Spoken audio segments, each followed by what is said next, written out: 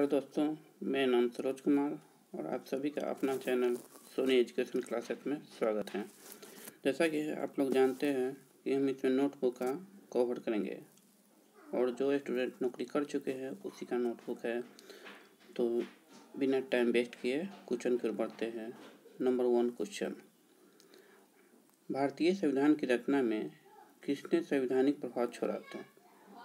Question number दोबारा हम फिर पढ़ देते हैं। भारतीय संविधान की रचना में किसने संवैधानिक प्रभाव छोड़ा था? तो इसका राइट आंसर है भारत सरकार अधिनियम 1935। नेक्स्ट क्वेश्चन की ओर बढ़ते हैं। जुलाई 1946 में स्थापित संविधान सभा के सदस्यों में कौन शामिल नहीं था? जुलाई 1946 में स्थापित संविधान सभा के सदस्यों में कौन शामिल नहीं था? तो इसका राइट आंसर है महात्मा गांधी। अगला क्वेश्चन की ओर बढ़ते हैं। भारतीय संविधान सभा के अध्यक्ष कौन था? भारतीय संविधान सभा के अध्यक्ष कौन था? तो doctor Rajendra Prasad. Next question की ओर बढ़ते हैं। भारत के पहले राष्ट्रपति के रूप में डॉक्टर राजेंद्र प्रसाद का चुनाव किया गया था, किसके द्वारा? तो इसका राइट आंसर है संविधान सभा के द्वारा इसका चुनाव किया गया था। नेक्स्ट क्वेश्चन है, भारत में दल रहित लोकतंत्र का प्रस्ताव किसने रखा था? भारत में दल रहित लोकतंत्र का प्रस्ताव किसने रखा था? तो इसका राइट आंसर है जयप्रकाश नारायण। नेक्स्ट क्वेश्चन पर बढ़ते हैं। भारत की संविधान सभा ने किस वर्ष में कामकाज प्रारंभ किया था? भारत की संविधान सभा ने किस वर्ष में कामकाज प्रारंभ किया था? इसका राइट आंसर है 1946 ईस्वी में। नेक्स्ट क्वेश्चन पर बढ़ते हैं। संसद के केंद्रीय कक्ष में संविधान सभा की पहली बैठक कब हुई थी? 9 दिसंबर 1946 को। एक बार और पढ़ते हैं। संसद के केंद्रीय कक्ष में संविधान सभा की पहली बैठक कब हुई थी? तो 9 दिसंबर 1946 को। दोस्तों, अगर किसी क्वेश्चन में प्रॉब्लम हो और नहीं समझ में आए तो आप कमेंट बॉक्स में बताइए, हम उसका रिप्लाई जरूर करेंगे। अगले क्वेश्चन पर बढ़ते हैं।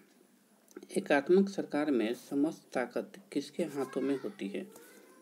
क्वेश्चन है, एकात्मक सरकार में समस्त ताकत किसके हाथों में होती है?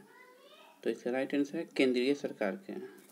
नेक्स्ट क्वेश्चन पर बढ़ते हैं। भारत में किस प्रकार का लोकतंत्र है? भारत में किस प्रकार का लोकतंत्र है? तो इसका राइट आंसर है प्रतिनिधियों का। नेक्स्ट क्वेश्चन पर बढ़ते हैं। कौन सा देश आधुनिक लोकतंत्र की स्थापना करने वाला पहला देश था? कौन सा देश आधुनिक लोकतंत्र की स्थापना करने वाला पहला देश था? तो इसका राइट आंसर है अमेरिका। नेक्स्ट क्वेश्चन पर बढ़ते हैं। भारत के गणतंत्रीय दल की स्थापना किसने की? भारत के गणतंत्रीय दल की स्थापना किसने की? तो इसका राइट आंसर है doctor BR Ambedkar. Next question पर बढ़ते हैं।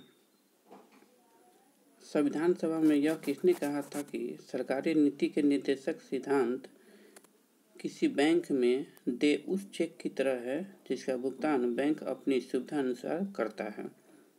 एक बार और क्वेश्चन पढ़ते हैं।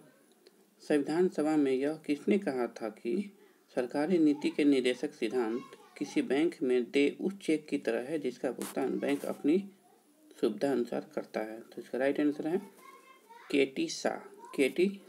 नेक्स्ट क्वेश्चन पर पढ़ते हैं। भारत में कैबिनेट मिशन किस लिए भेजा गया था? भारत में कैबिनेट मिशन किस लिए भेजा गया था? इसका राइट आंसर है शक्ति के अंतरण के लिए एक संवैधानिक व्यवस्था निश्चित करने के लिए। शक्ति के अंतरण के लिए एक संवैधानिक व्यवस्था निश्चित करने के लिए। नेक्स्ट क्वेश्चन पर बढ़ते हैं। भारत के संविधान का गठन किसके द्वारा किया गया था? भारत के संविधान का गठन किसके द्वारा किया गया था? तो इसका राइट आंसर है विधानसभा द्वारा।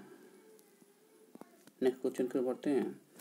प्रथम केंद्रीय विधानसभा का गठन कब किया गया था? प्रथम केंद्रीय विधानसभा का गठन कब किया गया था? तो इसका राइट आंसर है 1920 में। नेक्स्ट क्वेश्चन पर बढ़ते हैं। जिस संविधान सभा द्वारा भारत के संविधान का अधिनियमन किया गया था उसके सदस्य कौन थे? क्वेश्चन एक बार पढ़ते हैं। जिस संविधान सभा द्वारा भारत के संविधान का नियमन किया गया था उसके सदस्य कौन थे?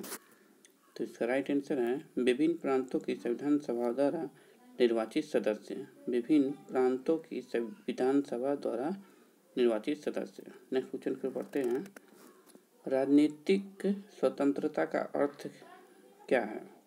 राजनीतिक स्वतंत्रता का अर्थ है, इसका राइट आंसर है लोगों की मुक्त राजनीतिक गतिविधियाँ। लोगों की मुक्त राजनीतिक गतिविधियाँ। नेक्स्ट क्वेश्चन फिर बढ़ते हैं। कौन भारतीय संविधान की प्रारूपण समिति के सदस्य नहीं थे? कौन भारतीय संविधान की प्रारूपण समिति के सदस्य नहीं थे? इसका राइट आंसर है doctor Rajendra Prasad. Next question की ओर बढ़ते हैं। निम्न में से किस अधिनियम में भारत के शासन का क्षेत्रीय विभाजन किया गया था? एक बार और पढ़ते हैं।